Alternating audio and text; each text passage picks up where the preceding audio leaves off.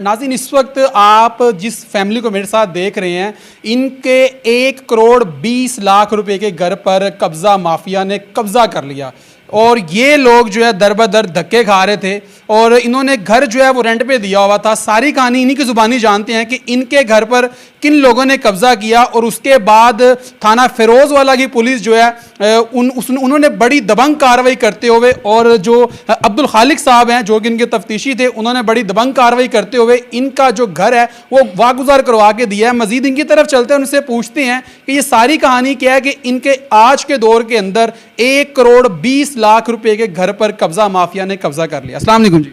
हाँ जी, वालेकुम सलाम। देखें ब्रदर, क्या नाम है जी? मेरा नाम मोहम्मद इरफान खान है। अच्छा। और खान साहब क्या करते हैं? मैं ब्रदर सरकारी मुलाजम हूँ। सरकारी मुलाजिम? हाँ जी। तो ये क्या कहानी है कि आपके घर पर कब्जा माफिया ने कब्जा कर लिया, तो ये सारी कहानी ज़रा बताएं। देखे ब्रदर, हमने मकान बनाया था, मकान हमने अपनी तरफ से किराए पे दिया। वो किराएदार जो था वो उसने ऐसा सिस्टम बनाया कि उसने अपने ही किसी आदमी को बिठा दिया जिसने कि मतलब कब्जा ग्रुप था, जिसका आपने पहले किराए पे दिया उसको? हाँ, उसने किराए के बहाने से लिया है, बाद में वो कब्जा ग्रुप ही निकल आया। ठीक है ना। उसके सिलसिले में हमें जब पता चला तो हमने फिर फौरी तौर पे अप्रोच की यहाँ थाना फिरोज़वाला में। यहाँ अल्लाह का शुक्र है कि मुझे राना साहब से मुलाकात हुई। पहली मुलाकात में उन्होंने मुझे यकीन दिलाया कि इंशाअल्लाह ताला आपको परेशान होने की ज़रूरत नहीं है। ठीक है। एहतियातन मैंने DPO साहब को भी एप्लीकेशन दे दी, उन्होंने भी इन्हें कह दिया या उनका अपना प्रोसेस जो होगा। राना साहब ने अपने मुलाजिम हैं उनके जो हमारे तफ्तीशी अफसर मुकर्रर किए थे, अब्दुल खालिक साहब हैं, मैं उनकी अज़मत को सलूट करता हूँ। Very nice man. इनके साथ हैं वो अपने वकास और एक इनके साथ थे और नाज़रीन, ये खुशी के आंसू हैं, यकीन करें ये खुशी के आंसू हैं लोगों को और ये दुआएं दे रहे हैं अपने इन मुहाफिजों को जो कि हमारे लिए दिन रात जागते हैं। ना मैं इन लोगों को सलूट पेश करता हूँ, बल्कि इनकी वजह से मैं फ़ख्र से कहता हूँ कि नवाज सियाल साहब का किरदार, राना आज़म साहब का किरदार और ये अपना अब्दुल खालिक साहब का वकास के लिए और वो जो इसके साथ था लड़का एक और, इन्होंने मेरे लिए इंतहाई कोशिश की है। मैं इनको ना सिर्फ दुआएं देता हूँ बल्कि मैं बीइंग गवर्नमेंट ऑफिसर गवर्नमेंट से अपील करता हूँ कि इनको एक्सेलरेटेड प्रमोशन दी जाए। ये इस अहल हैं। मैंने बहुत सारी ट्रेनिंग्स ली हुई हैं, मेरी माशाल्लाह MA से ऊपर तालीम है, मैं सारा कुछ जानता हूँ, गजटेड अफसर हैं, सारा कुछ समझते हैं हम। लेकिन जो कुछ हमने यहाँ ऑब्ज़र्व किया है इससे हमें पता है कि नेशन के ये लोग हैं जो डिज़र्व करते हैं कि जिन्हें कुछ देना चाहिए। यहाँ हालात ही उल्ट हैं।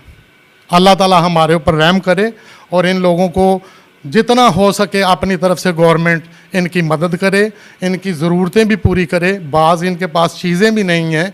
मैंने ये भी देखा है कि जो माफिया है वो स्ट्रॉन्ग है, पुलिस वाले जो हैं वो बेचारे ना उनकी कोई गाड़ी है, ना उनके पास कोई लेटेस्ट असला है और ना ही वो बेचारे अपने बूट वगैरह ये वो इनकी इतनी मतलब कि चीज़ें पूरी हैं।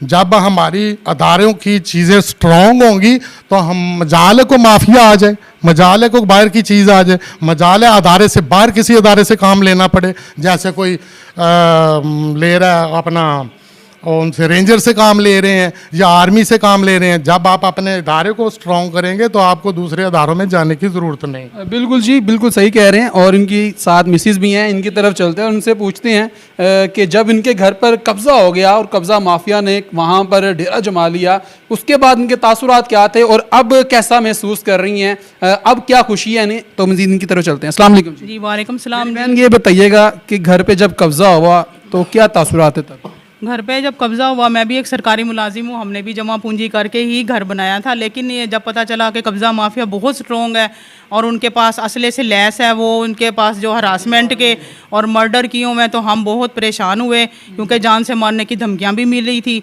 लेकिन जब हमने जैसे ये इधर राना SHO साहब के पास अपनी एप्लीकेशन जमा कराई, इन्होंने मुकम्मल यकीन दहानी दिलाई कि हम आपका साथ देंगे और इन्होंने साथ दिया। राना साहब ने भी और अब्दुल खालिक SI इन्होंने भी मुकम्मल ताउन किया हमारे साथ। और जिस वक्त इन्होंने नफरी दी, रेड किया और उसके बाद हमें उस घर में बिठाया, उस रात इन्होंने हम बगैर असला के थे, उस रात इन्होंने मोबाइल टीम के ज़रिए सारी रात हमारी मॉनिटरिंग की।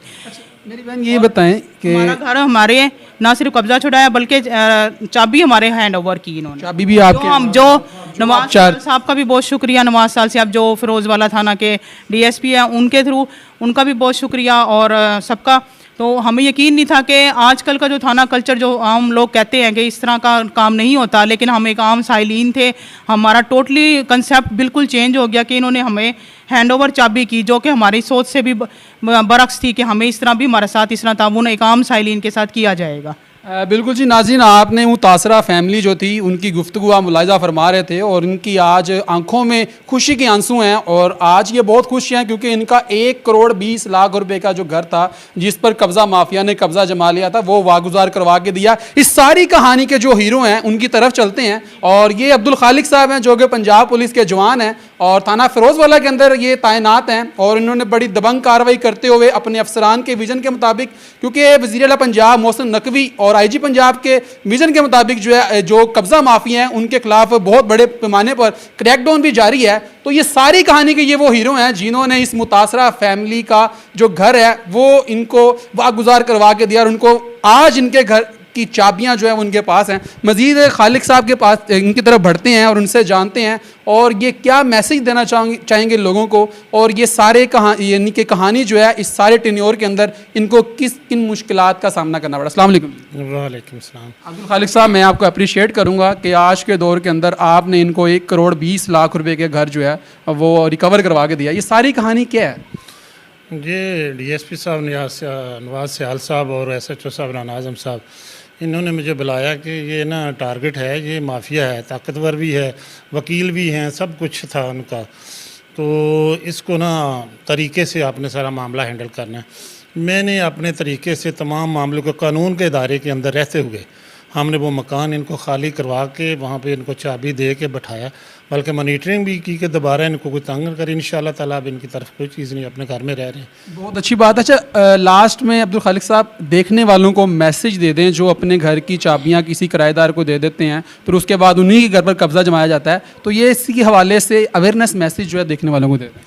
ये इशू चल रहा है, ये लोग शरीफ लोग होते हैं, इनको पता नहीं होता, ये किराएदार जो होते हैं दरअसल ये माफिया होते हैं।